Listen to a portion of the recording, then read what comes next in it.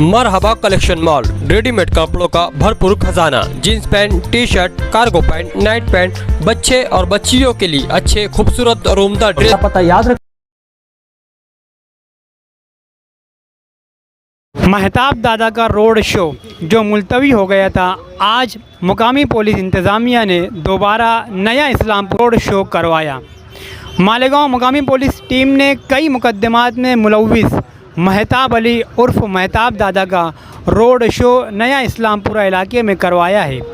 इस बार police team ने बिना इत्तला दिए महेताब दादा को लेकर इलाके में पहुंची, जहां गुज़िश्ता दिनों इसने इलाके में दहशत फैलाने का काम किया था।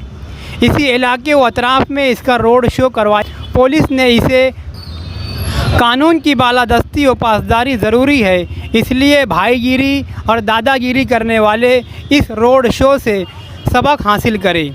याद रहे कि महेताब दादा को नया इस्लामपुरा और इसके आसपास के इलाकों में इसका रोड शो करवाते हुए आयशा नगर पुलिस स्टेशन ले जाया गया।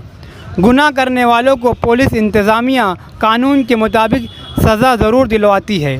कानून के हाथ बहुत लंबे होते हैं। माजी में मालेगांव पुलिस ने शहर में ऐसे कई आदी मुजरिमों मुलजिमों का रोड शो करवाया है।